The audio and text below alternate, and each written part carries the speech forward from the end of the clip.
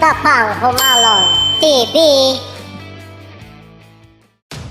Yo, Team Cholo versus Team Gray. Yung Team Cholo nga pala, kakampi ko yan, no? So, alam naman natin na lugi talaga sila Gray. So, pinagbibigyan na lang siya ng kanyang papa. Tambak ko kami dyan, so hindi kami nanalo dyan. Paano, Gray?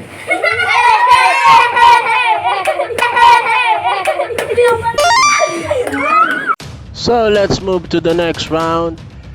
Team Blue versus Team Chan sa upper bracket pa rin. Ayan ho, magkakampi ho sa sila ni Lovely, yung kasama niya palagi sa Valorant.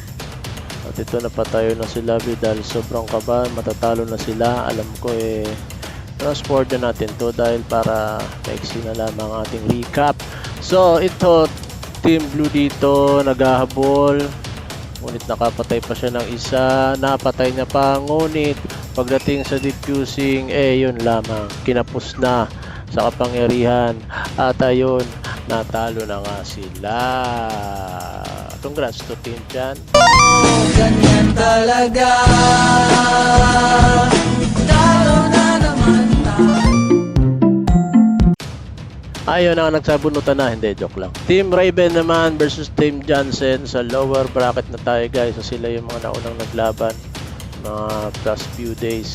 So ito na nga, naglaban na sila dyan. Team Johnson dyan, alam ko tambak sila dyan, no? Malakas talaga yung Team Raven kasi medyo mas experience sila. So ayun na nga, Team Johnson dyan, seryoso na, at si Dodong dyan, galit na dyan kay Johnson dahil hindi daw marunong. Tambak po sila dyan ng pagkakaalam ko. So yun na yung last battle na last round nila. So tingnan natin kung ano nangyari. Watch and learn yan. Ayan na, Dudong dito nagtatago dahil hindi nila alam kung nasa yung kalaban. Hinahanap nila. Alam ko talo sila dyan. So yun, congrats to Team Raven. Bye bye.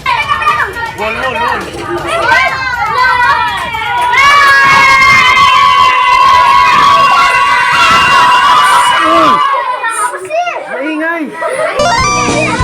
Talaga, talo na naman tayo.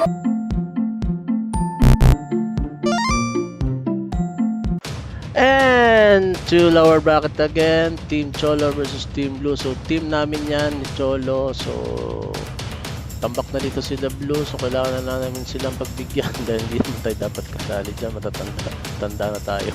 So wala kasing kasama si Cholo. So kinampihan na lang natin. So dito pinagbigyan na natin sila. Pero maganda na yung laban dyan. So ayun guys. So natalo kami dyan. So advance sila Team Blue sa next round nila. Ganyan talaga, talo na naman tayo. Fight! At ito naman ang nangyari sa laban sa upper bracket semifinals, Team Gray versus Team Chan. Ayan, napakatindi ng laban nila, umabot sa match point. All 13 ho ang laban dyan. Malupit na nangyari dyan. Grabe yung laban na sobrang tagal, umabot halos na isang oras. Ayan, at Team Gray dito, napabagsak na dito sino napabagsak na? Alam ko si si Chan yun si Melen lang hinahanap nila dito. Ayun, napabagsak tong kampi ni Gray dito. At ayun, nakita ni Gray si Chan pala yun. O yan, so defuse na ba yan? Tingnan natin. 10, nag-smoke pa, malupit. 10, 5, 4, 3, 2, at ayun na nga, panalo sila. Congrats.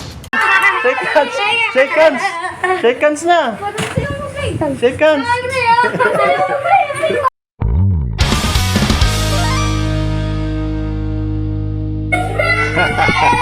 Nakakatawa, nakikita ko silang masaya.